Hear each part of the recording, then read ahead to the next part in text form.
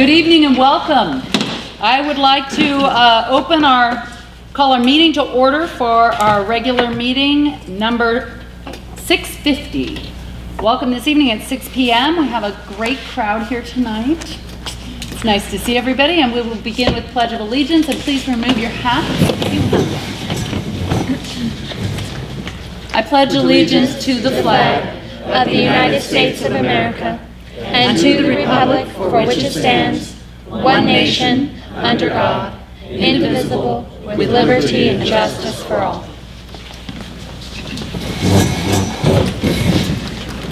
Before we get into some of the fun student recognition part, I would like to ask if there's any discussion for the action item. We discussed an executive session regarding our negotiated agreement. We have Brian Smith here, and I don't know where he's at. Way in the back. He's the president of the Teachers Union, and actually add my commendation to you for handling. It's an interest-based negotiation process, and it's happens all year long. Great collaboration between the teachers and administration, superintendent, and I thank you for making the process so easy to get through.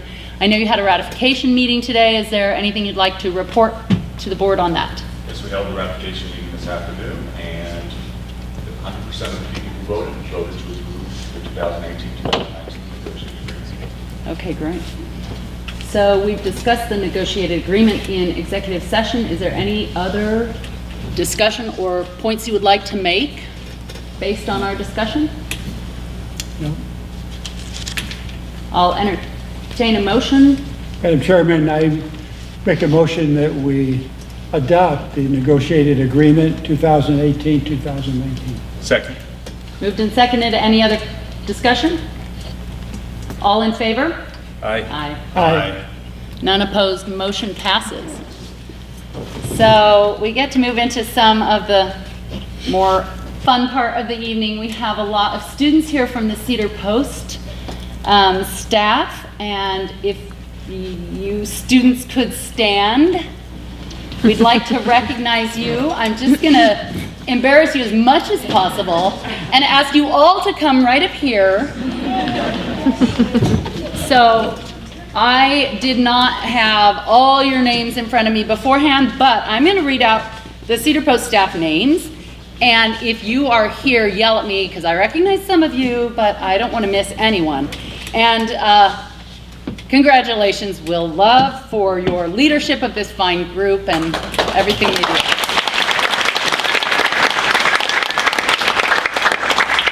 So we have, just yell out at me because I'm going to be looking down here. Go here. McKaylee Kane, Sienna Roget, Sophia Kritz, Corrine Capitagalli. Here, Corinne's here. I might have messed up your last name. Emerson Canning, Sarah Donnelly, Aaron Meek, Sam Hendricks, Jezza Hutto, Josh Wells, Sadie Brass. Hello, Sadie. Freddie Libby, Addie House, Shelby Dorman, Sienna Christensen, Sam Dirks. Hi, Sam. Oh, grandson to Chairman Kelly, Claire Keener, I almost missed that. Riley Walkington, hello Riley. Hello. Grace Hicks, Bruin Jones, hi Bruin. Evelyn Webster, hi Evelyn. Maya Darling, hi Maya. Sarah Brown, Aaron, is Sarah Brown here? No. Aaron Cole, Marin Andrick, and who did I miss? You're all here. So we have a certificate of recommendation for certificate of recognition for your outstanding accomplishments. Will, do you have 2 words you want to say on their behalf, telling us how awesome they are? Wow. Good job. No. These kids have done a remarkable job. One of the things that people here might not know is they were a finalist for a national award. It's the first time that an Idaho school has been a finalist for this award. They didn't win the pacemaker, but again, just to get recognized, they were the only school in the Northwest to be recognized for their work with with shscedarpost.com, a website that they update on a daily basis throughout the school year. If you haven't seen it, I urge you to check it out because they do a tremendous job. One of the things I always kind of have to remind myself is I'll say like the real press, but these guys are the real press. They just don't get paid for it, but they do an excellent job and just do amazing work. And then also, I just want to point out too that one of the cool things that's happened over the last semester is that they've been working with some kids from the special education department. So they've been joining in and helping out with some of the production and stuff like that. So we're starting to develop a real good relationship there. So it's pretty neat to have that. But Terrific. that's more than 2 words. I apologize. No, that wasn't like you. The great thing is that I have a certificate for you, and you have to all walk by and shake our hands. That's one of our privileges.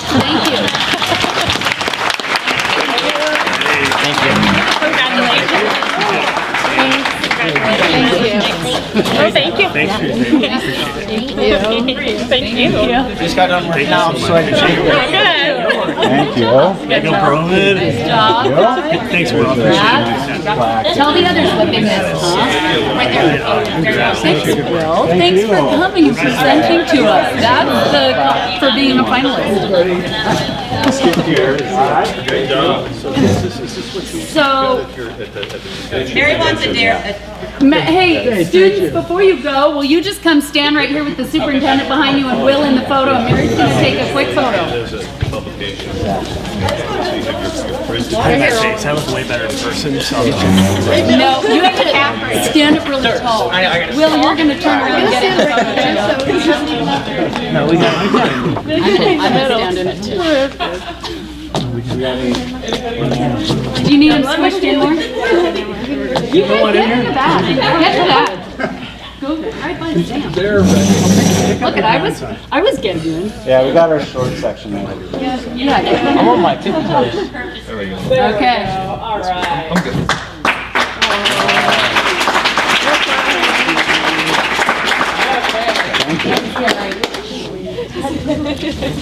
And if you need to leave, students, you can go, but there's a lot of really good stuff coming.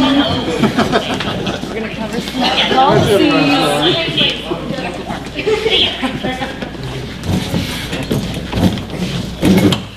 Next on the agenda is another feel-good item. Geraldine Meyer and Michaela Kane are coming forward for a presentation about college and career readiness. So Do you have 2 words? Oh, I have a lot. I'll keep it short. We have wonderful things happening at Sandpoint High School regarding college and career readiness, and I just would like to commend our board and our leadership because I'm on quite a few state meetings, and a lot of other school districts are not using the money what it was intentionally set up for. So thank you all very much. Through this, we had an opportunity this year. A student, I think, has had probably, since I've been in this position, one of the most unique opportunities to excel on a scholarship. And this is for Seattle University, and it's called the Sullivan Leader Scholarship. And it is a full tuition, room and board for 4 years at Seattle University. Wow. But it is something that is very, there's lots of steps that have to be taken and lots of things that have to happen to go there. And Michaela has done all this work, and I really wanted her to share what she did, and then actually the presentation she went when she received the final scholarship. So, Michaela, I'm turning it over to you. Thank you so much for having me. I'm Michaela Kane. As Jordan said, I'm a senior at Sandpoint High School, and the Sullivan Leadership Award, as she alluded, was quite an involved process for a scholarship. I applied in the fall on a whim, thinking this is an amazing opportunity. It sounds just like me, but not expecting much to come out of it. Very competitive. It was awarded to 9 students each academic school year. And there were 2 rounds of the competition. And the theme for this year was eviction and how housing unattainability plays into the cycle of poverty in America. So the first round at Seattle University entailed going through some articles on the problem of eviction and writing some timed essays on it, as well as listening to a panel discussion. And then after I found out I was into the last round, I was obviously very excited. I was not expecting it at that point, and that was really when I started to get my hopes up. And the last round entailed giving a speech, and I got my packet in the mail. And my prompt, my task was to role play a city council person trying to convince my constituents to support a certain program or initiative to help people in our area suffering from eviction and housing unattainability. So I was very overwhelmed at first, and lots of ideas were going through my head. And really, in this project, the adage, it takes a village to raise a child, could not be more true. I enlisted the help of so many individuals in the community, from teachers to family and friends to local experts, and I could not have done it without any of them. So ultimately, I decided to look to Bonner County for my presentation for the community that's given me everything. So it's been a while since a big speech, so here goes. Here in Bonner County, North Idaho, tourism is the bedrock of our flourishing economy. But as the area becomes more and more desirable, a housing crisis is threatening to force out families that have lived here for generations. Today, I will identify the resonant consequences of housing unattainability in Bonner County, propose my solution, and explain its benefits for the long-term health of our economy and the preservation of our community's livability. In the past 20 years, Bonner County wages have increased by less than 50%, while housing prices have increased by nearly 200%, according to Headwater Economics. And in 2016, the Bureau of Labor Statistics identified Idaho as one of the states with the highest populations of workers earning at or below the federal minimum wage. As wages stay stagnant relative to skyrocketing housing prices, our community's low-income and even middle-income citizens are being forced out. Our employees, co-workers, neighbors, and friends are facing a lack of accessible housing and often eviction. Eviction reflects a broader and pervasive shortage of attainable housing in Bonner County and affects every facet of life for its victims. For example, Lake Pend School District students whose families suffer from eviction are often torn from the classroom with sporadic attendance or prolonged absences. And many students are forced to transfer from school to school throughout the district as their family struggles to maintain a roof over their heads. This damages student success in the classroom and later on in their educational careers depresses graduation rates. The model of our economy is unsustainable. As the area continues to grow and the cost of living continues to rise, our force of laborers are being pushed out. The face of Sandpoint is changing and its future is in our hands. Will we preserve our community's livability or allow it to become another Jackson Hole, Wyoming, another Vail, Colorado, a playground for the wealthy that is unlivable for the average family? Less is not more in this situation when regarding the issue of eviction in Bonner County. The rural geographic spread of the region demands a broader approach that will tackle the issue of gentrification at its root. And the widespread conservatism and tax resistance of our community calls for a creative funding solution. To tackle Bonner County eviction and housing unattainability, I plan to encourage home ownership among our community's most vulnerable members with affordable long-term housing solutions that will allow at-risk families not only to survive, but to flourish as Sandpoint grows. The first step of this low-income housing solution is the purchase of a community land trust. An affordable housing coalition organized through the city of Sandpoint will purchase an accessible allotted amount of real estate designated for the construction of low-income housing. The funding for the purchase of the community land trust will come from Bonner County's lodging tax revenue. Now, by allocating this revenue from the city services it currently goes to that are designed to increase tourist activity in the area to this permanent low-income housing solution, we can redirect some of the profit back to the driving engine behind our flourishing economy, which is low-income service workers. This will provide for a more just and sustainable economic future in Bonner County. Then, students enrolled in a local construction course co-sponsored by the Lake Pend School District and North Idaho College will be responsible for building the milestones on the community land trust. These students will not earn wages, but will earn a certificate in construction upon the completion of the course. The wages for the teachers of the course will be co-sponsored by the Lake Pend School District and North Idaho College payroll budgets, and the building materials will be paid for by the Community Land Trust Fund. Then, low-income individuals will be able to apply to purchase these homes from the city after completing courses on financial literacy and homeownership. This may seem counterintuitive. How will a family who can't afford to pay their monthly rent be able to purchase and own a home? Well, through comprehensive mortgage solutions, the city will strive to ensure affordability and accessibility for low-income buyers.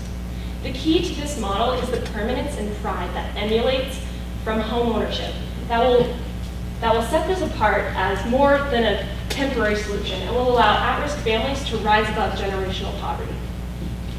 Ultimately, these neighborhoods will bolster our labor force to ensure the continued growth and success of our economy, foster enduring housing stability for at-risk families, and ultimately keep Sandpoint livable as we continue to grow. With your support, I hope to provide warm, dependable, and safe homes for Bonner County victims of eviction.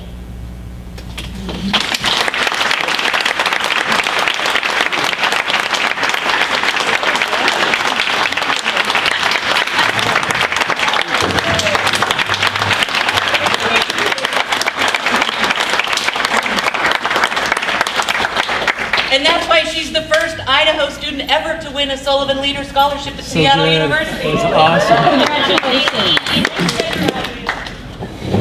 On behalf of the board, that is very inspiring, and I teared up.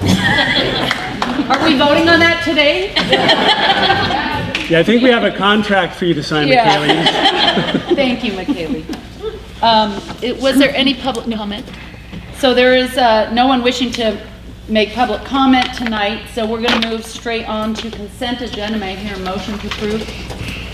I move that the board accept the consent agenda. Second. Moved and seconded. Any discussion? All in favor? Aye. Aye. None opposed. Motion passes. At this time, I'm going to turn the microphone over to Sean Woodward, our superintendent. All right, so you can see we have naming of district facilities on the agenda this evening, and I just want to review a policy that is not often used here, and I thought since we had a couple of new board members, it would be important to know a little bit about policy number 4165. So I'm going to read the first paragraph. Board of Trustees approval must be obtained for all decisions to name a building, name a portion of a building, or to change the name of a building or a portion of a building. A portion of a building includes rooms, auditoriums, gymnasiums, athletic fields, libraries, and the like. As per this board policy, an advisory committee met to review a suggestion for the naming of a district facility, and I'm happy to have Casey McLaughlin here, principal of Sandpoint Middle School, to present on this. Thank you very much for hearing us. And we do have a committee, and the proposal tonight before you is to actually name a district facility that has been around for a long time. It's our track and field, and we propose to name that as Dave Mer's track and field.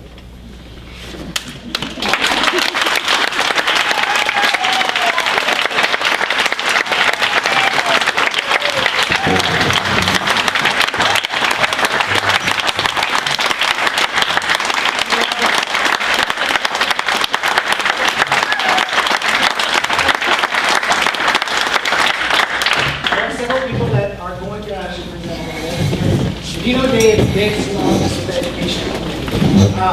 Dave is kind of like the de facto mayor, right? And I've got to work with Dave the last 3 years. The reality is Dave has had a huge portion of the success of Sandpoint Track and Field and been a huge part of it. So, Tom, help us. Yeah, thank you, Casey. Principal of Sandpoint High School. Tom Albertson, principal of Sandpoint High School. I'm going to go back to 1985, and don't quote me on these exact years because it's been a long time. Prior to me being here in 1985, I believe Mr. Dave Demers came on board and was the head track coach. And over these 33 years, I believe Dave was the head track coach for every one of those years, minus maybe 4 or 5. When he took a little bit of a break, but even when he took a break, he was always there. So I can give you the historical perspective of why Dave is very deserving of this honor. Back in 1985 and then 86 and 87, we did not have an all-weather track. We had a cinder track, which was six lanes at best. We would drag the track. Dave would somehow borrow the big roller from the county and drive it down Division Street and drive it onto the track. And then we would chalk 6 lanes, and I think we could only really get 5, but that was all right, and we would have a track. Dave was very instrumental in getting the new all-weather track facility. And through all of it, there has been no one in the history of Sandpoint High School that is as diverse and has been devoted to track and field as Dave. I go back and think about all the different track coaches. When I mean diverse, Dave could step out on the track and he could coach hurdles. He could coach the throws. He could coach sprinters. He could coach the jumpers. He could coach pole vaulters. Matt, you may disagree with me. You may not want him to be with the distance runners, but I would say that he maybe could do that too. So I'm just here to give you a little bit of perspective that the dedication that Dave has given to the track and field community here in Sandpoint is second to none, and I'm very proud that he brought me along and taught me a lot. When I became a young teacher and not knowing much about track and field, he said, "Hey, do you want to be assistant coach?" And I said, "Sure, you're going to have to teach me," and he did. So again, I can go on and on and on about a lot of stories, but we'll save that for his retirement roast. At that point in time, I'd like to turn it over to Matt Grass. And again, Dave Demers is very fitting for this recognition.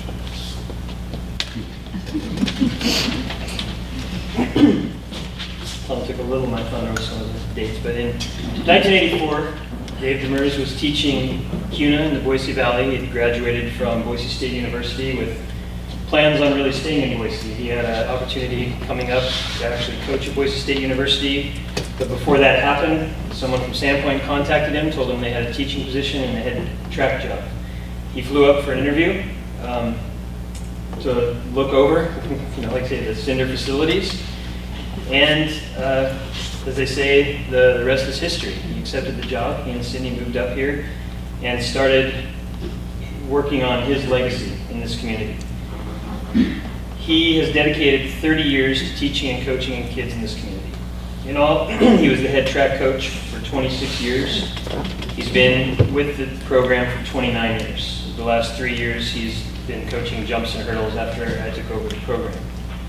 In all those years, his teams have won numerous district and regional championships, state title in 2003. He and his staff have coached numerous state champions.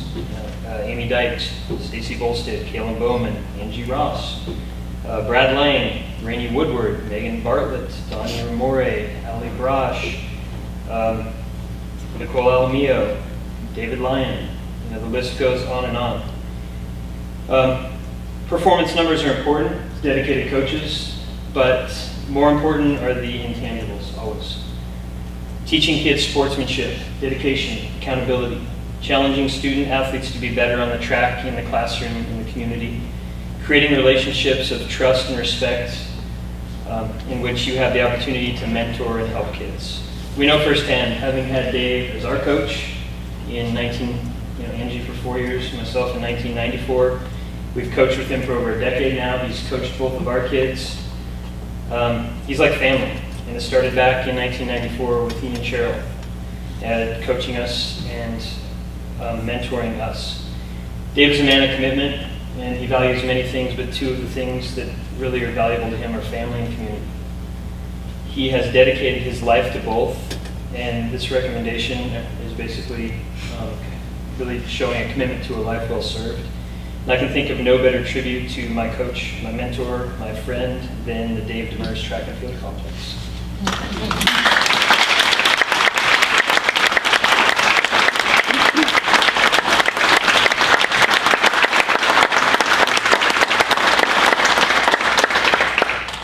Is anyone else from the committee addressing the board, or?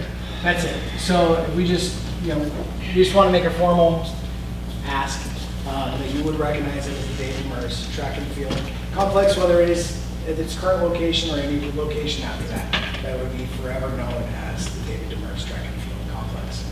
Excellent. So as you heard in policy 4165, the board reviews that recommendation. We respect the recommendation of that committee. At our next meeting, which is in 2 weeks, we'll be voting on that. This is sort of like first reading, second reading. I have to say that normally we do not need Kleenex at our meetings. These are usually boring finance and policy reviews, but this is twice now I've needed a box.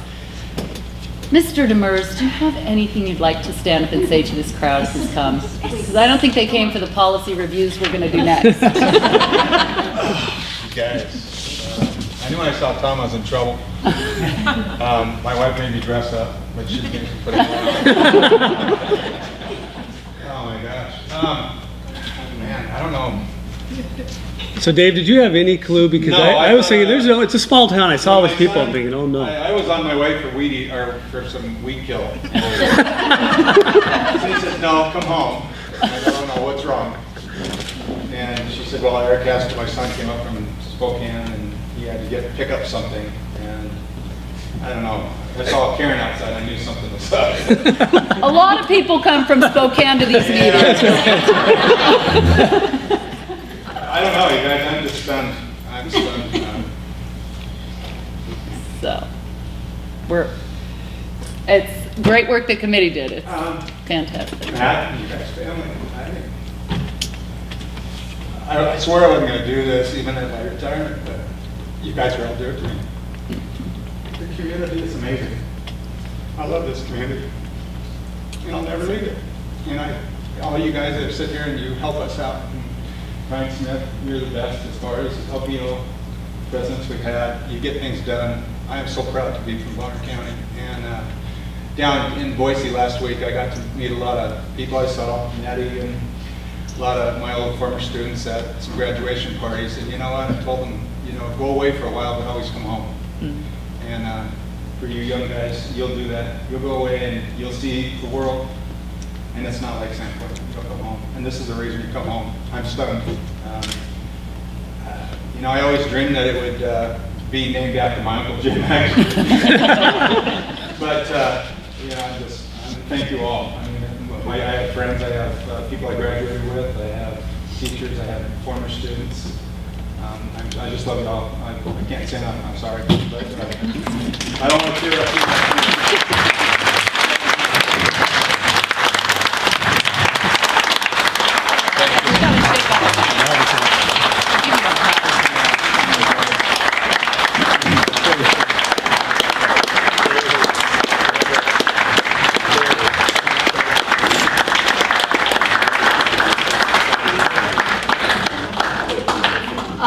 We're just going to take a brief recess for a few minutes. If anybody needs to leave, they may. And the bathrooms are down the hall if you need. There's no obligation to stay. The next half is not nearly as fun. So,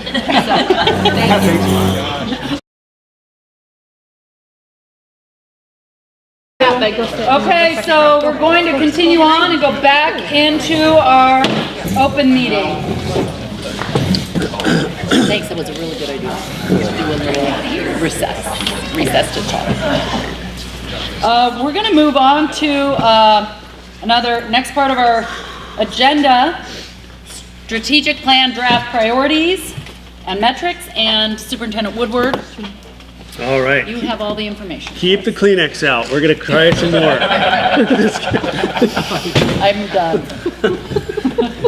That was fantastic. We should name a facility at every single one of our meetings. Yeah. Boy, attendance just... Right before we talk about numbers. I don't think we have enough facilities. Oh, exactly. Yeah. We For all would the run out. deserving people. We wouldn't, yeah, we'd run out. All right. Whew, okay. Okay, you're on.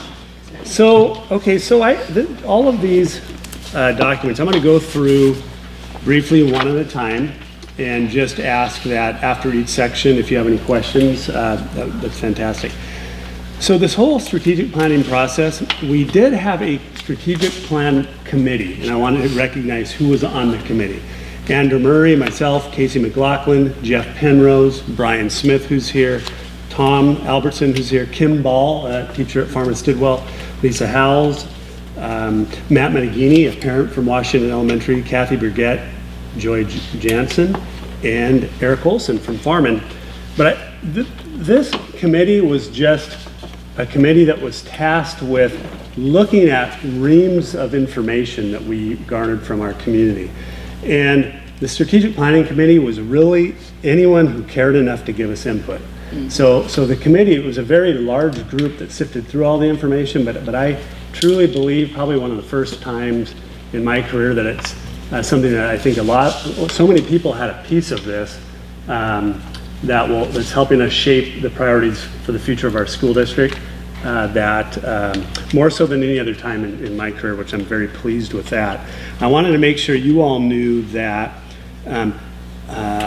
what kind of work was put into the end product that I will share tonight. It all started November 2nd. Geraldine was there at the Bonner County Economic Development meeting. That was our first opportunity to get input from community members about priorities for the next 5 years or so. We had our strategic planning survey. We had close to 1,200 respondents for that. As you can see, we had a whole long list of steering committee meetings to discuss where we were at in the process at any given point in time. We had our 3 stakeholder engagement meetings, and we had around 70-ish people attend those 3 meetings. And then we had more steering committee meetings.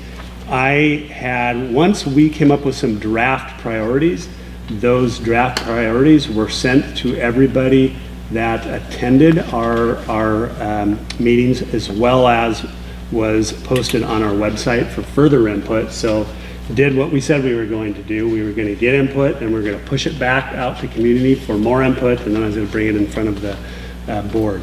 I'm hoping tonight just to do a very brief presentation, kind of an update as to where we're at, and then I'm hoping that at our next meeting, May 22nd, you would be approving our 5-year pillars or priorities, if you will, along with the associated metrics. So that's the first little piece here. The second piece that you will see is, and Gary, I don't believe you were at the meeting when we went over the survey.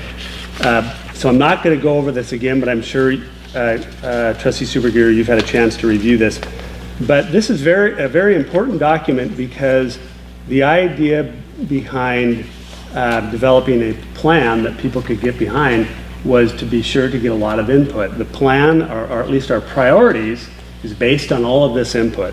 So what you can see, what kinds of things came up over and over and over in our survey, were things like maintaining our physical facilities, thinking about our long-range planning for the future.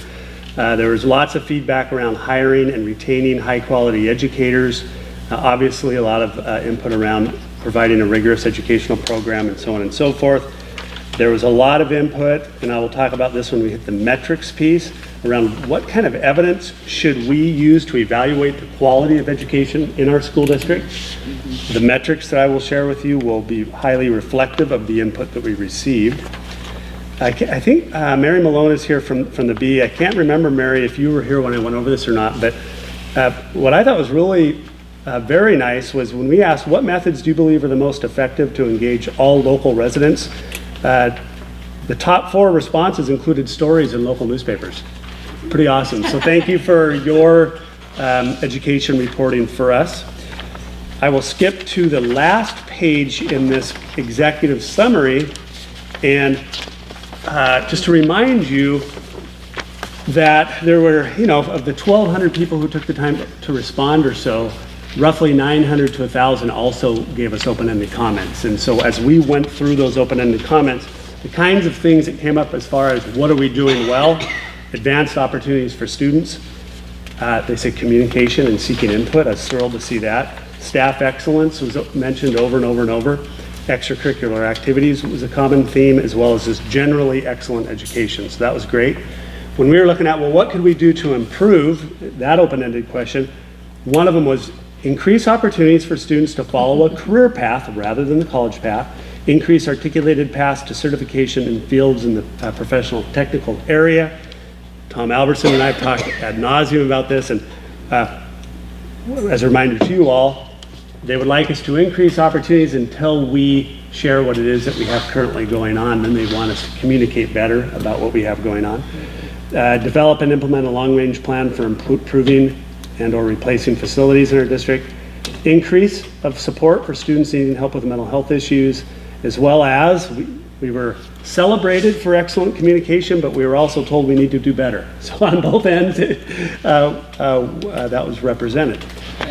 So all of that information, as well as our stakeholder engagement meetings and that economic development forum that we were at, played a part in the next page. So the next page, we had a lot of dialogue, our strategic planning committee, around, okay, what broad priorities would best represent the feedback from our community? We looked at probably between 8 and 10 samples from other districts across the United States because we didn't want to reinvent the wheel. But a lot of people struggle with a lot of the same issues that we do and are aspiring to improve in a lot of issues that are areas that we would like to improve in as well. So we had a lot of dialogue around, well, what would our big bucket priority areas be then? And we landed on the 5 that you see on this page. The first one was something about ensuring academic success for our students. And we talk about in our district about ensuring high levels of learning for all students. That, of course, would be these aren't in rank order, but obviously that is number 1 for us. Now, the bullets underneath, those serve only as examples. These are not necessarily things that we're going to do, but most likely. So They're not action items, they're... Exactly. Yeah. So under academic success, we talked about that covers both students who might be on more of a career track versus a college track. So when we talk about academics, we're talking about not just math, we're talking about welding and so on and so forth. So that umbrella would include CTE programs. Engage our communities. I've gotten a lot of feedback in the last 5 or 6 years that they appreciate any efforts that we make to engage our communities, and they want us to be more intentional about that in our planning moving forward. And a lot of talk about increasing our community partnerships, communication, so on and so forth. The third bullet is recruit, train, and keep highly effective people. And we're in hiring season right now. And I think our admin team who hires and recruits would agree that it's one of the most important jobs that we do. We're only as good as the people that we have in front of our students and working in our buildings. And that is a critical component to being a high-performing school district like we are. But we want to get even better, and we thought this is a very important standalone priority area. Today we were brainstorming our administrators under this area because we know we're going to be working on figuring out how can we even get better. Right now we're talking about really recruiting and hiring the very best, but we had a great brainstorm session already to our admin team, and there's so many great ideas bubbled to the top that we just, again, I'll use the word intentional, we just need to be more intentional and streamlined in our approach. Fourth one, of course, it would not be a complete strategic plan list without fiscal responsibility. And as you can see underneath that, some of the areas that we talked about, one of the big areas is demonstrating a linkage between our budget, our priorities, both as our strategic priorities as well as our educational priorities, and there should be a complete connect between those things. I think we're very fiscally efficient and very fiscally responsible at the time, but when I audit all of our systems, we have areas that we can improve on, so we're more connected, and everyone can see, oh, you're spending money here, I get it because it's connected to this priority, and so on and so forth. So that would be the fourth area that we would recommend. And the fifth is provide safe and innovative learning environments, and we're not just talking about well-maintained, safe and modern schools, we're also talking about social emotional supports that was also brought up. We're very proud of the steps that we've made over the years in that area, and some terrible things happen in our community with students completing suicide that you always hope that good things will come from terrible events, and I believe that has happened, and I just can't believe the amount of people that have rallied around that. And there's a lot going on for sure in this area, but there's a lot that we could do to improve. Part of the conversation that we had today as an admin team was this: too often, and I can say this now as well as a lot of people that are in here, if you work in a field long enough, and this is my 26th year, you get to see a lot of things that have been very successful, and you get to see a lot of things that have failed miserably, right? And so with that, we're talking a lot about, okay, look, when people begin a process in regards to planning for the future, a lot of times people reach for those things that are like, wow, let's try this, or let's try that, or let's try this. That's not the process that our team will go through. It'll be, let's think about those things that we're currently doing that we may not have scaled across our entire system. Because what happens in a lot of school districts and businesses or whatever is you pick a strategy, and you may not quickly see broad-scale system improvements quick enough for your liking, and you make assumptions about those strategies. And the assumptions might be, well, they don't work, let's try something else. We're finding that, no, it just takes a long time when you're in a big system to ensure that those strategies are using system-wide. So I'll give you an example. Right now, I can tell you what's going on in the classrooms that have really high growth up against national averages and unbelievable achievement. We have some of our classrooms right now with extremely rigorous standards versus where we used to be, that 90% of the kids are at grade level standard. And I can tell you what they're doing, and it's kind of the knowing doing gap. Oftentimes we know what works, but we haven't figured out a way to support our staff in a way to get them to that level so we can replicate that across our system. So what I'm saying is our team's going to go through in each of these broad priorities areas, and they may be tweaked, I know, based on our conversation tonight, and figure out, hey, there's some things that we just need to do better and spread across our school district. We don't need to start picking all of these things from all over the nation that others are doing. Now, we'll also, in addition to looking at things that the evidence would suggest that are making the greatest difference, we'll keep doing those things. We have some things I think we can drop off, and we're also going to study other high-performing systems, because there will be things we can learn from other systems, because we only know what we know collectively. So those are the 5 broad areas, and for us, before I get into the metrics, when you all approve whatever big picture priority areas that we land on, if they're these, great, our administrative team and others will immediately get to work on developing action plans for each of these areas. And even though it's a 5-year plan, of course, we're going to look out 1, 2, 3, 4, 5, and the most attention will be given to, all right, what are we going to do when the doors open in our schools in September? So the real work will be in the area of, not the real work, but the next work will be real specifically around initiatives and strategies. So what questions or feedback might you have for those priority areas? So the structure to this is we do have the goal of, on May 22nd, coming back as a board and approving these priorities and metrics. So this is an opportunity to ask questions, but also if in the 2 weeks something else occurs to you that you need to ask Sean about, reach out to him, because this process of the next 2 weeks, by May 22nd, we hope to be able to have discussion and vote on it. So I open it up to each person to have an opportunity to ask questions or address anything to Sean that they might have. I know we haven't gone through the metrics part of it yet, so that's coming. Well, I'd like to applaud, the district and everybody involved in this for, seeking input from all levels of the community. Yeah. And systematically going through this, you seem to have a very good plan. One concern I had about the process is the steering committee that we have is all educators. That's all employed by this district, except for one I heard on the list.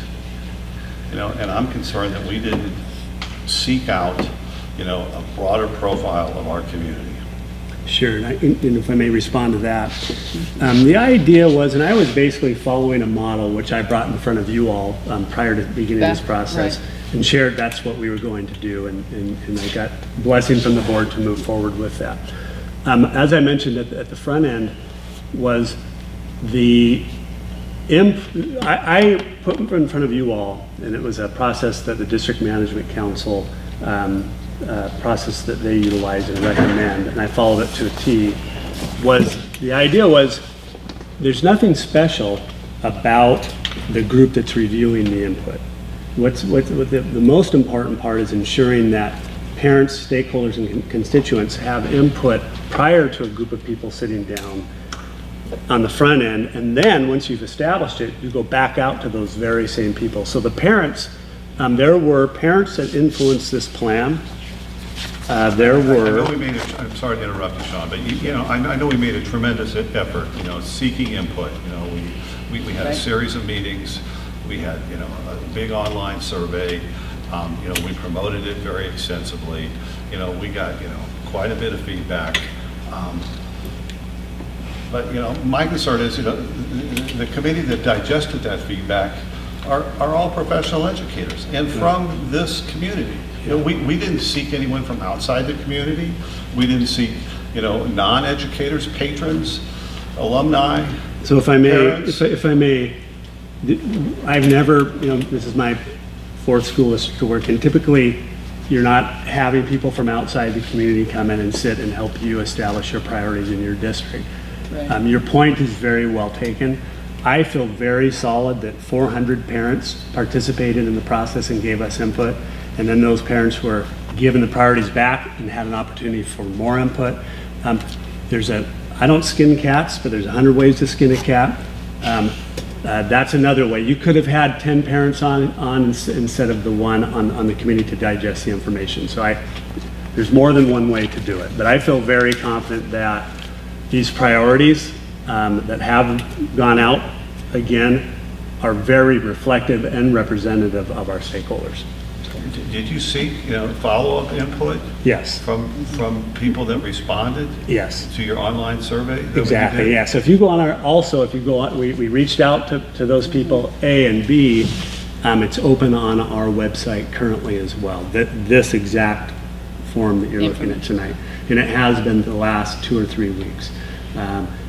I think one of the other things we considered back when you were initially setting up this schedule of content, and we were discussing it as a board in October maybe. Mm-hmm. One of the things about the committee, if I'm remembering correctly, was the thought that we were asking the people to do the work, who then would be in charge of setting those action items in place, because they would have the task then of making these strategies a reality.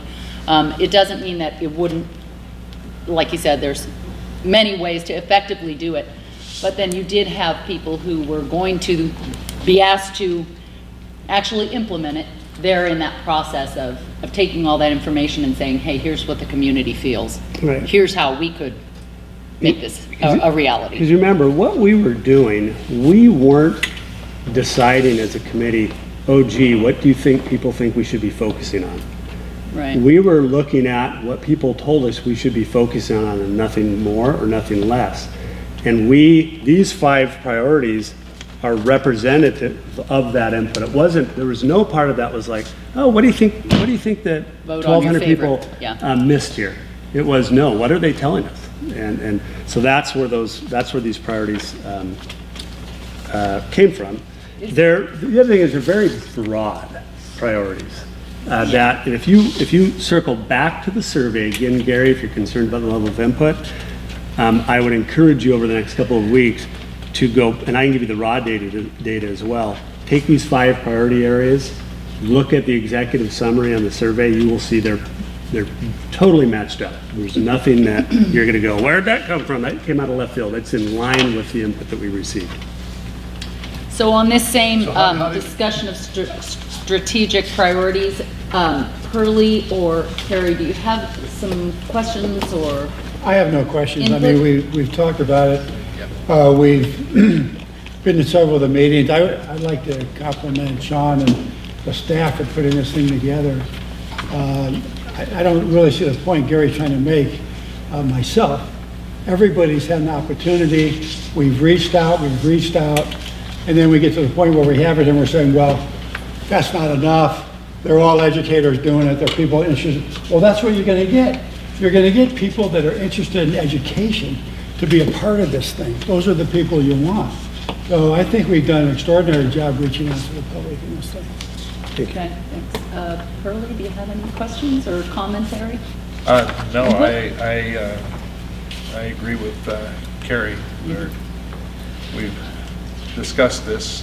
Well, and again, if things occur to you in the next couple weeks, definitely have a chance to ask Sean for a little more information so that when we come back May 22nd, we all feel comfortable. I will say it's not just the 400 parents and guardians, it's close to 600 outside of the education community when you look at the community members also. Yeah, that's Good true. point. That's right. True. Yeah. Why don't I let you move into the metrics section of your presentation? All righty. So you will first see, I'm not tonight as concerned about the numbers here, but I will tell you that on the left-hand side there, under current performance, that's from last school year, because we do not have this school year's numbers yet. Yeah. We have recommended target performance by 2023, as well as the 2017 state average. The target performance is not, basically it's just a formula of looking at, same formula that the state of Idaho is going to use in their 5-year plan. They're looking at a third fewer students not meeting standard in 5 years, or a third fewer students. You take a third of the students not meeting standard and moving those third to making standard. Right. So that's, it's a pretty lofty 5-year goal of the state. So this mimics the mathematics that the state will use to land on the 5-year target performance. What you see here on the first page is all of the state required assessments. So you've got the K-3 literacy assessment, and we've also have all of the ELA and math, the SBAC, ISAP by SBAC assessment by grade level, 3rd through 10. This year, the reason why the 9th graders are not showing up as a score, last year we did not, because we were required to by the state. Principal Albertson made the decision to go ahead and assess our 9th graders, even though it is not required, and we're going to continue doing that. I believe we're going to get good information. The bottom is high school graduation rate. You're probably much more familiar with a number around hearing 93-ish. Is that what Sandpoint High School is, Tom? 92, right? Roughly? I can't remember. Yeah, this includes graduation, yeah. Yeah, so this includes our alternative high school as well as Clark Fork. So that's why that looks lower than what you normally see. Right. So this is all of the state required. Some of, I think maybe 2 or 3 of you went down to Boise and you heard from the government that, hey, we'd like school districts to be utilizing the state test. That was in They were very clear. February, yeah. Yeah, we've got every state test is reflected on this page here. The next page, and these are achievement level tests. The next page is our nationally normed assessment that our district uses, but it's not required. I'm such a big proponent of this assessment that I think the state ought to require it, because remember, it measures growth and not just standards acquisition. On the left, 2017, you see a number, and we used the same methodology for landing on our 5-year goal. This is very, very lofty though, because as far as the measurement of academic progress is concerned, the norm is 50% of your students. That's the norm, that's the average, will meet their growth targets. So if you can look at our current performance, everywhere outside of 5th grade math, we're ahead of the norm, and we're wanting to make a very large leap by 2023. So that's our growth measurement. So we've got our standards, grade level standards measurement, our growth measurement. Some of those are pretty big percentage jumps. I mean, is Yeah, it I applaud you. doable? You're Yeah, it's very ambitious. Very ambitious targets. Yeah. And also the third grade, or fourth graders for 2017 are not going to be the same ones in 2023. Yeah. So there's a lot of assumptions going on there for that Right. growth. Yeah, what we like, I commend the high jump. That's there a really- Because you're really you bet. And that's a very looking good, in the dark. they're not These are apples Very to, ambitious goals. not- I applaud the district for setting the bar yeah, high. thank you. And yeah, they're not apples to apples, you're right. So different students, we're just hoping we can be up there no matter what, up in the 60s and 70s Right. in 5 years. So this, yeah, go ahead. Am I interrupting you? I'm Sure. sorry, Sean. Yeah, you know, I go to the state website, and I look at our report card, and I see, different numbers than we report for ourselves. So can you explain that? Are we using different metrics than they are? Well, I'm not sure which area you're referring to, but what the very first thing that you will see there is the overall average when you take all of the students that take the ISAT. They're going to show you one number for the entire system. Then you have to dig deeper to see it by grade. And sometimes you might hear things like, wow, I'll use Geraldine's a great example because she's such a champion for this. Our go-on rate is, for this here, but that's just Sandpoint High. Not the go-on rate. I mean, Not the district. It's not clear here, but I know the state defines go-on rate as, entering a 2-year or 4-year, professional or vocational program. It doesn't, their statistic does not include, programs that are less than 2 years, and their statistic does not include, military service. And I've seen that, in our description. So are we using the same metrics? We the are state is? in some areas. So if you're looking at the first page, we're using the exact same metrics as the state. The first page, this is reflected. You'll find this on the state website. That's where I get this information. So it's identical. The difference. Because we submit our, Yeah, basically Test scores it's done. Well, it's done at the state Off-site, level, right. graded, and we just they send us our information. So that's here. There will be discrepancies in that specific metric, the go-on rate versus what Geraldine presents to us, which I think is good. the go-on rate and the graduation rate are not the same thing. So Can we bring our metrics in line with the state, so we're, apples to apples with the rest You will of the see state? this, you will see that on the third page. This is. Yeah. So when I get there, you will see that this recommendation here mirrors the state's. Now, when we go out and talk to Kiwanis and Rotary and whatnot, I love to have more information than the state provides, but that's a kind of different. allow it These includes other some other metrics, I think, are important, but Yeah. just to be consistent Yep. with the other, 120 districts in the state, These will be- I think we need to use the same metric. Yep, and I think that's what he's saying. exactly. That would be my recommendation as well. So are you moving on to the Yeah. third so- page right now? So the Okay. third page, none of these outside of the SAT exam, and there's a relatively new one on CTE are required, but I'll walk through each of these. So these are unique to our district, but many districts use these kind of measurements as well. So definitely advanced placement courses. We want to have a metric that would allow us to develop a target goal by 2023 around the percentage of our juniors and seniors enrolled in AP classes. We would also like to have, and what I do not have, oh no, I have it.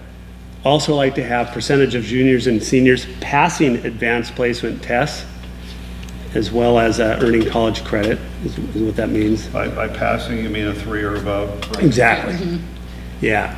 Okay, well, that you should, Yeah, we're not, that's another statistic that You bet. talk about, that, not all colleges take 3s and right, but for us, it would be what the AP group, what is it called again? The College Board, what Consensus passing if it's passing 3 or number. above. Whether or Yeah. not colleges accept it, that's a moving target, and that's, so we'll utilize the College Board Well, then you definition. should just say, earn 3 or above, not Yeah. earn college credit, because you don't necessarily get college. No, that was, and I'm sorry for that, all that was my reminder some people aren't as well versed as you are, Gary, on this.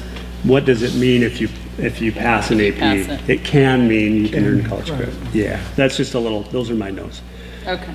The next is in the area of dual credit courses, percentage of students enrolled in a dual credit course. Right now, that's just a number. It's not a percentage, but our group talked about, since enrollment is a moving target. What you do, take the total number of dual credits enrolled divided by the number of students, that's why you get 232%. No, he No, doesn't no, have a percentage. He no, said it's not a yeah. percentage. That number, Gary, is the number of students enrolled. This is, Percentage of students He enrolled. doesn't, this is a rough, this is just the draft, Gary. So that current performance, the number of students, we're going to recommend at the next meeting that we switch it to percentage. We just have to do some number crunching at the high school level to change it to a percent.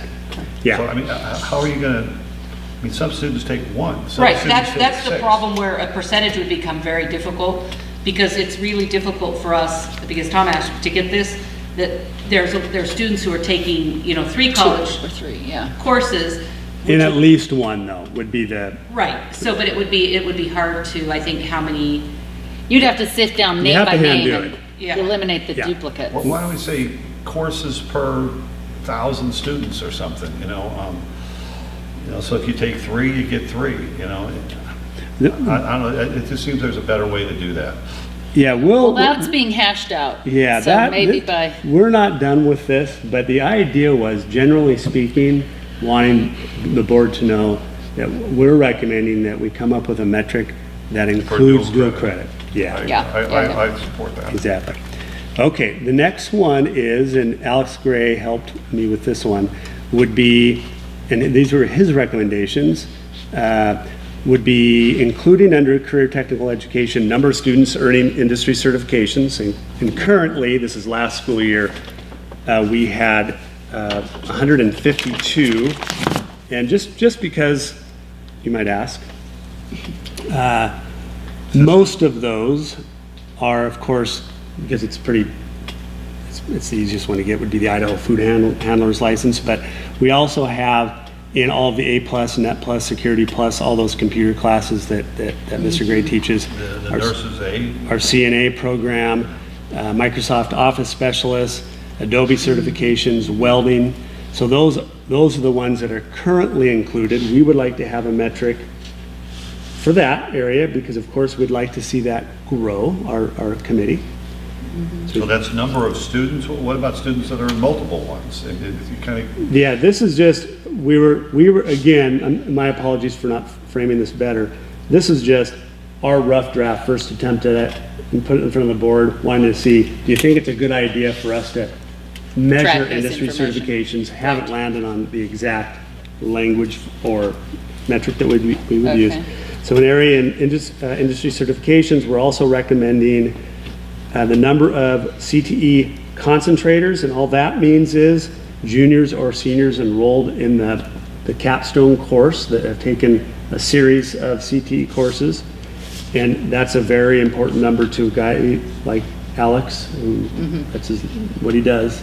He would like to see a lot of kids go all the way through, of course, and as would many people. We also would recommend the workplace readiness exam passage rate. And this is just my little note here. This is taken by all CTE concentrators and every senior that's enrolled in at least their second CTE course. But we thought that would be a good metric to consider. This next one is, and we would have to define what is an authentic internship. This is just a term that Tom and Alex and I were chatting about. We really there's a lot of school districts that consider a student being in an internship if they're really, in the way we talk about internships, are really doing more of a job shadow. So what we're currently considering internships would be, just some examples, would be we have a couple students working for Coachella and getting paid. We have students that are working in the summer refreshing all of our computers, and they're actual paid internships. We have students on unpaid internships that are responsible in Mr. Gray's class of cleaning, tearing apart reconfiguring computers and those kinds of things. So it's real on-the-job training that they could leave with, and you would fully expect that they could take a similar job and be ready to go.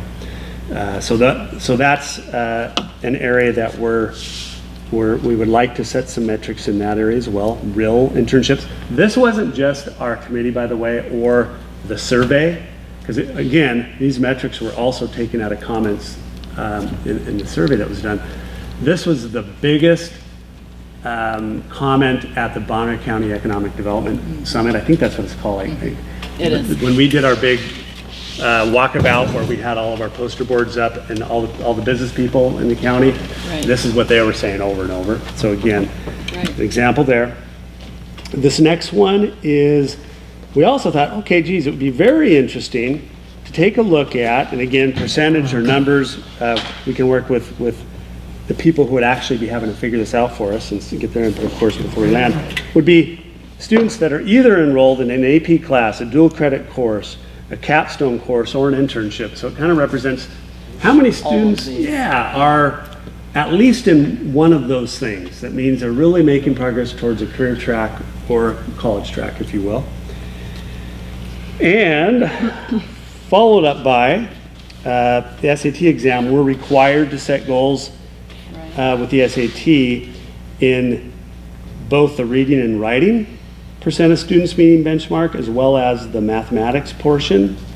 We're not required by the state, but we like this number, to also utilize in our planning for, as a district, percentage students meeting both of those benchmarks. I don't have that number right now in front of me. We're still working on that. Okay. The other two numbers, the 68 and 38%, those are district numbers there.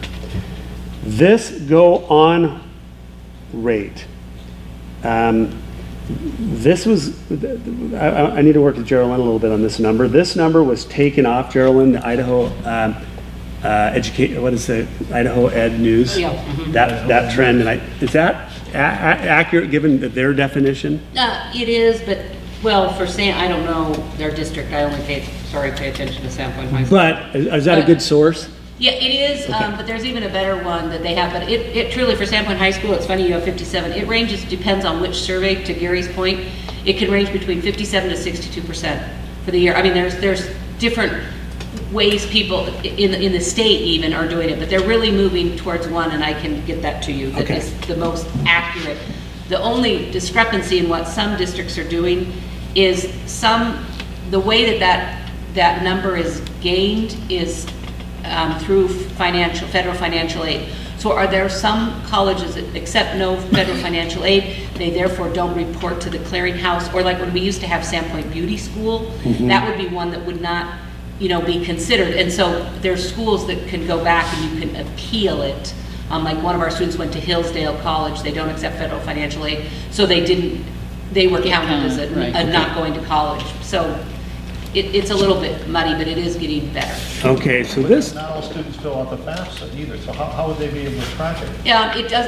If the school takes federal dollars, they're required to just report who their kids are, not necessarily through the FAFSA, but if they're using federal dollars, they have to report who their students are to Even if they're not receiving. Even if they're not receiving FAFSA, it's just that if you're taking federal dollars, that's like, if we're going to give you money, you have to do this.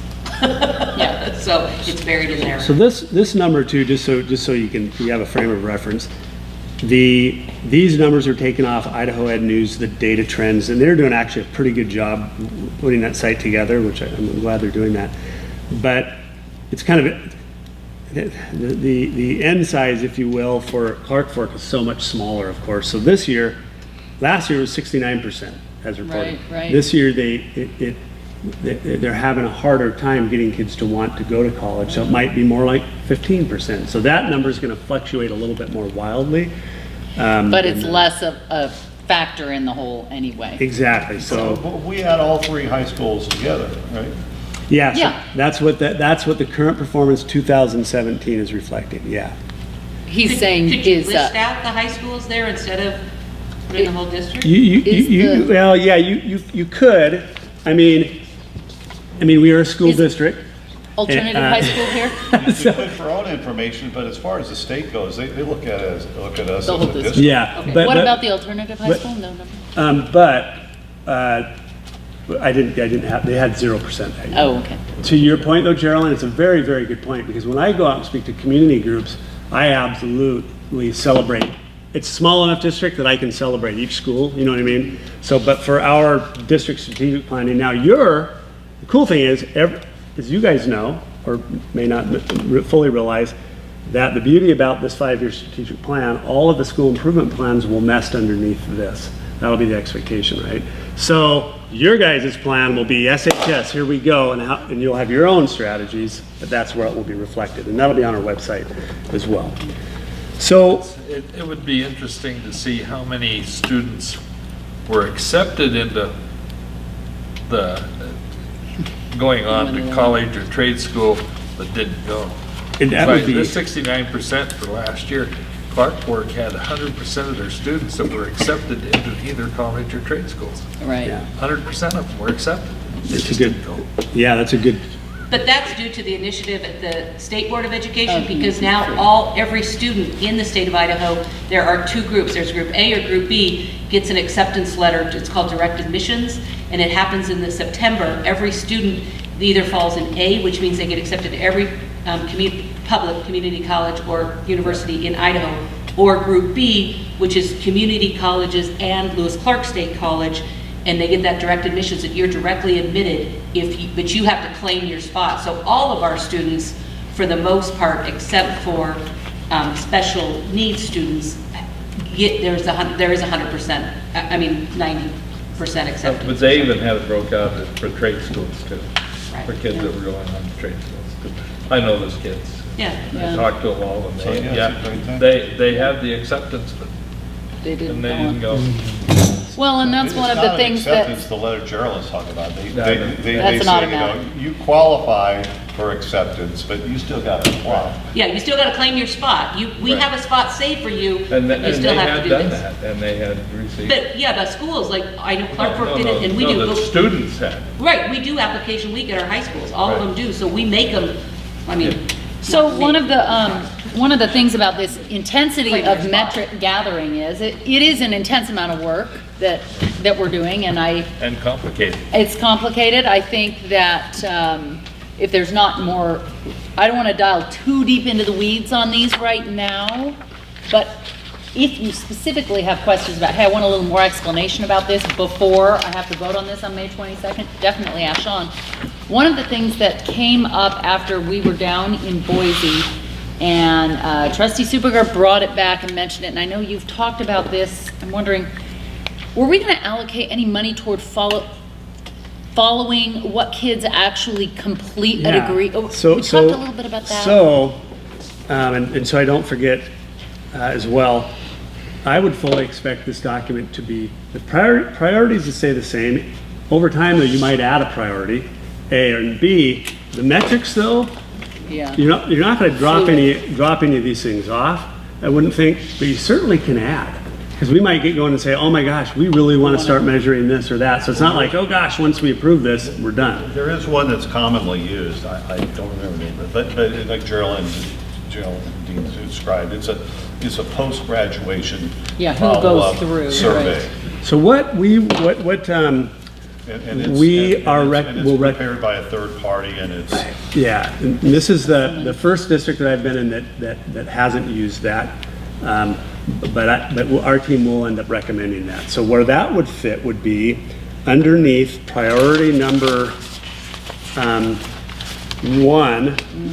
We would end up, one of our initiatives or strategies would immediately be researching and figuring out which companies would we want to enter into some kind of an agreement to do that with and to budget for it in the next fiscal year.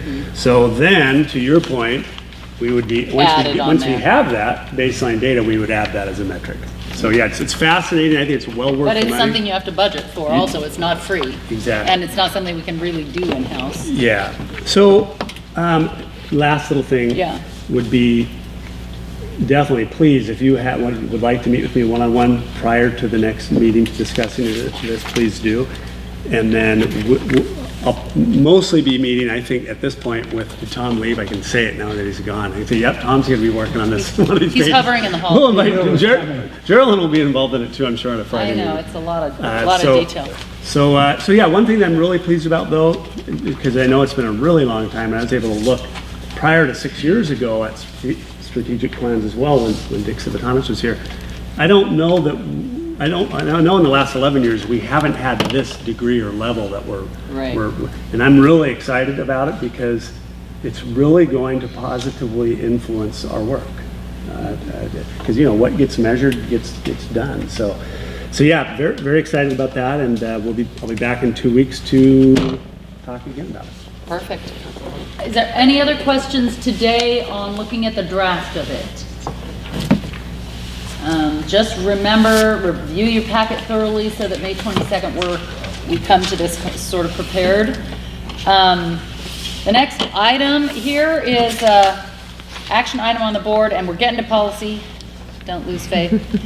Very briefly, April 23rd and 24th, our clerk, Kelly, and myself, and Trustee Superger went down to Boise for the law conference, and it was very informative. I'll just recap. I have an entire huge binder. Again, anybody in the community who wants to see in detail or see any of my notes from that law conference, it's riveting.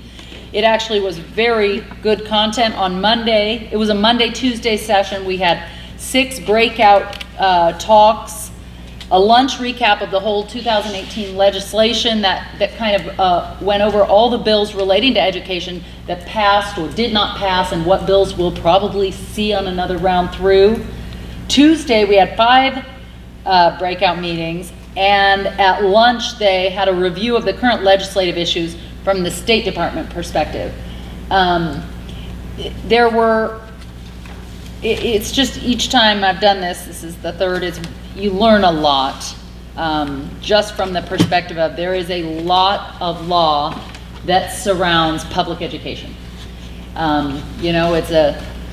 It's a voted entity, public entity that receives state and federal dollars. There's just an immense amount of law surrounding it, and speaking to our legislators down there, we learn a lot. I'm not going to pull out too much detail just because this is a long meeting. Gary, is there any one thing that jumped out at you? You're put on the spot, but. Well, you followed more the legal part. I was more interested in the legislative part.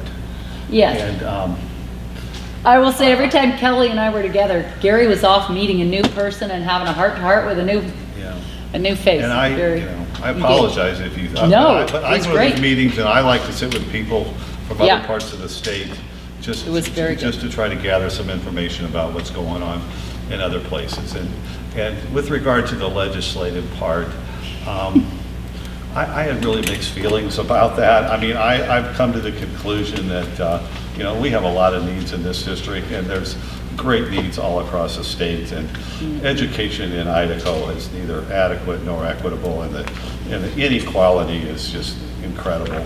But, I think we're going to be really fortunate, if in the next legislative session, we can stay on the career ladder. I think that's not certain at all with the direction we're going with the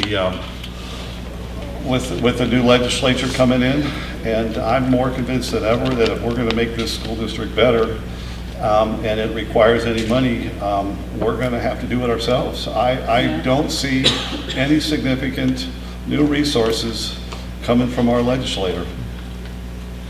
I would agree with that. So it makes all of this communication that much more vital. Again, I encourage anybody who wants it to to ask me for it. I'll loan that book out. You can study it, read it at night. And at that, oh wait, you might not be first.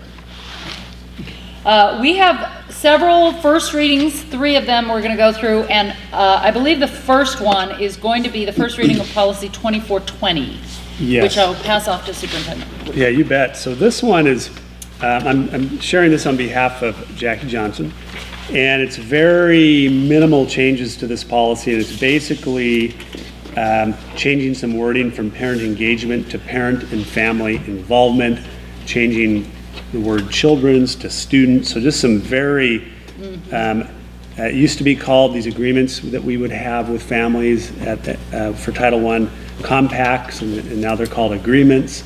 And these are all recommendations from our state.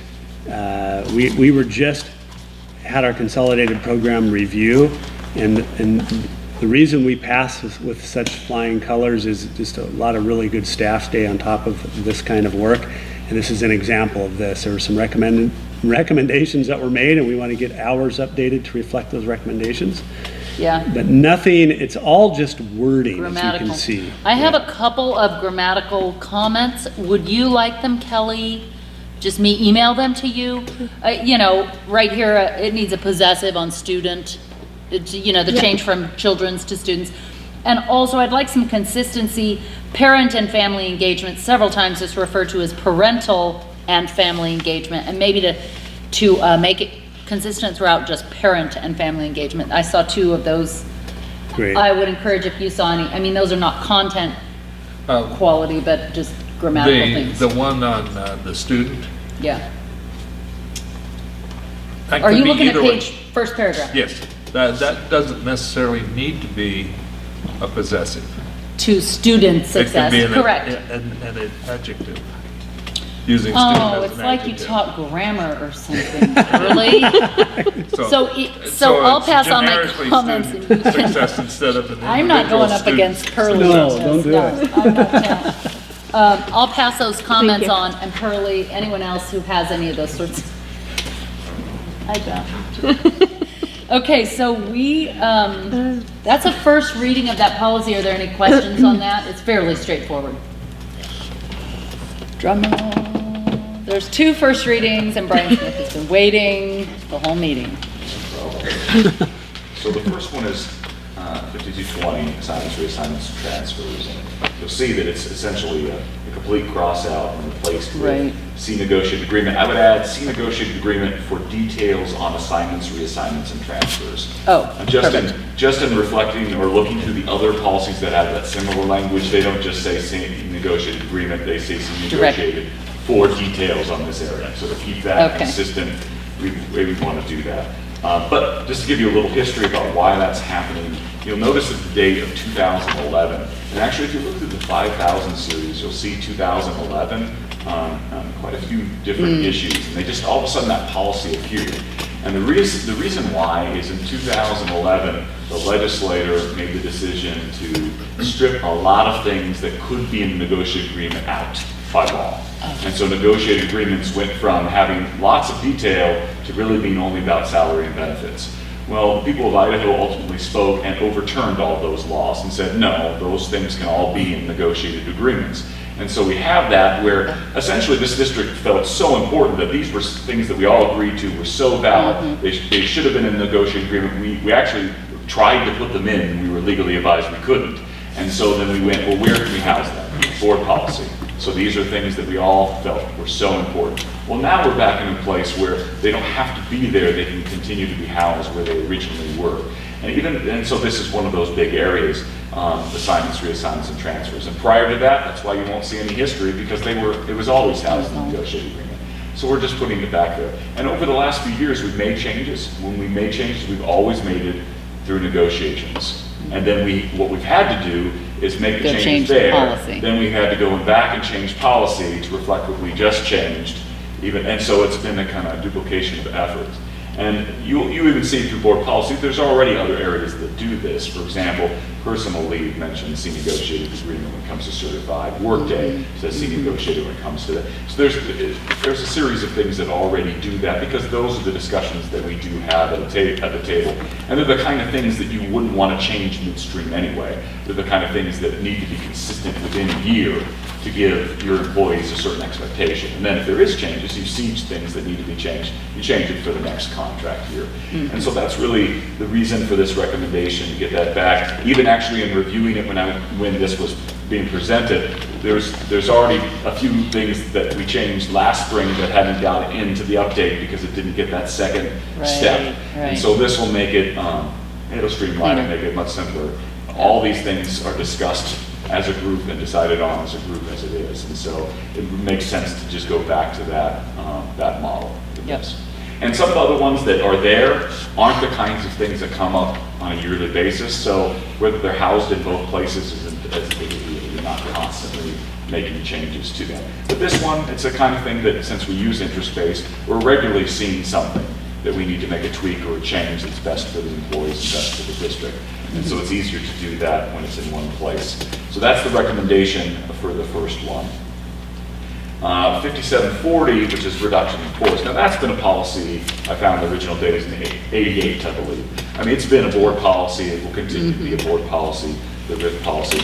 But since we made some changes in the assignment, reassignment, transfer, and there were some references, it made sense to kind of clean up that language, make it a little bit more clear. The actual procedures are basically the same as they were before. And so first of all, when this policy was originally written, it was only referring to certified, and so it now has a classified section. So instead of having a definition, it just makes sense to explain what certified staff is. And so you notice we cross out a teacher. Part of the reason why the state is doing this as well, pupil service personnel are also in that mix. And actually for RIF, so are administrators for RIF purpose because they're certified. And so it just says this portion of the policy shall apply to any employee who holds a certificate. It used to say board. Actually, the State Department of Education is where we apply for our certificates, so we caught that as well. And then it includes teaching, pupil service, and administrative positions below the rank of superintendent. So that's the first part. The second part, so number one, just cleans that up, no longer references that policy, but just actually describes exactly what we're doing, which is after the steps aligned in the assignment, reassignment, and transfer language and negotiated agreement have been completed, then employees on the involuntary transfer list who have not been placed, because that's what we do first, we always place people in open positions. Then we use the RIF, we go there. And so we look at people with the same endorsement. And then from that point on, it outlines what happens. So number two goes into, first thing we look at is performance. And this is when it comes down to, are we letting someone go? And that we don't have a position for someone ultimately has to be RIF. And the first consideration is are there people in that endorsement area that needs to be reduced that have a lower level of performance? And we're specifically using Danielson, that's the language we use. So a basic overall rating would be that lower level of performance as opposed to proficient performance. And so if they have a basic level of performance, they would be the first. Obviously, you might have more than one person who fits that, and so it would be the least senior person with a basic performance using an objective along with the evaluation. Of course, if everybody's proficient in that area, then we have to have a tiebreaker, so then it would be seniority. And if even those things are the same, you'll see in number 4, we have a list of other tiebreakers that an administrator can use, and those have been in that list. And then number 5, just a little bit of language clarification, and number 6, again, crossing out teacher and making it clear it's employee who's placed on the reduction in force list. And then you can see that the rest of the steps continue just the way they are. Okay. If anybody has any questions? I'm assuming all those little indents will look perfect once it's... I would assume so, yeah, that was the best I could do, but I'm sure Kelly can. When she gets it back to in line. Okay, well that... Are there any questions? Fix those. Are there any questions for Mr. Smith regarding either one of these first readings, since we have them here in front of us? No. I appreciate your time. Thanks, Brian. Thank you. I'm glad to see that it's going back to the Yeah. negotiated agreement. Yeah. Absolutely. So we have a list of policies that are up for second reading. Yes, so we have, at the last meeting, I presented the remaining policies under the board section of our board policy. Yep. And I have fixed all clerical errors, indents, punctuations that Mr. Trustee Decker pointed out and I found. had a few as well. And Geraldine. So I've corrected all of those and have them presented for you in the packet. Are there any other questions? Any questions? So I will entertain a motion, and there's several, if you look down to 3 motions, it looks like. There's, okay.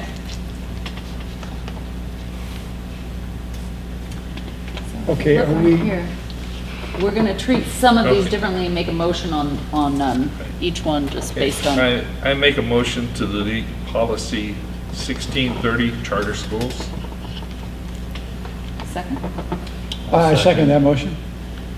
Any discussion? All in favor? Aye. None opposed, motion passes. I'll make a motion on new policy of 1615. So, And- no, here, go ahead and read, she's outlined the motions. We've done that one, so they're kind of clumped. Oh, they clump them all together. Yeah. Okay, let me amend that. I make a motion to approve the adoption of new policies, 1615, trustee spouse employment, 1630, board development opportunities, 1640, new board member workshop, and 1700, charter schools. Second. Moved and seconded, any discussion? All in favor? Aye. Motion passes. There's one more motion about the revisions. I make a motion to approve the revisions to policy 1600, code of ethics for board members, 1610, conflict of interest, and 1620, in-service conference for trustees. Yeah, I second that motion. Moved and seconded, any discussion? All in favor? Aye. None opposed, motion passes. It's been a packed meeting. Announcements, Yes, Superintendent I Woodward. just wanted to share my appreciation for our teachers. It's Teacher Appreciation Week. And my first year here, which was 6 years ago now, I could not believe the teaching staff, how incredible that they were. And it was really in the area of just getting after it and really being interested in continuous improvement and wanting to rally around doing everything that they could do to get higher levels of learning for the kids in the classroom. And I could not even believe it. I would call people in places I've worked at, you will not believe this staff. And I'm very happy to say I still feel that way 6 years later. It is just such an incredible staff, and they deserve all the accolades. And so I'm just, too bad more teachers weren't in here today. You should have said it at the beginning. But it's if you get a chance to thank a teacher this week. That's a good thing to do. Yeah, you bet. I think that's a reflection of the leadership, not just with the union representation, but the administration also. Yeah, I would agree. Appreciate it. Tom left. I just have to say that I went with Geraldine to Shrek. What a great group of kids. They put on an outstanding musical. I teared up in that too. But really, what a lot of talent and effort, and really fun to be at. So that was something at the high school. We really cleared the house out before announcements. Nothing else. So with that, meeting adjourned.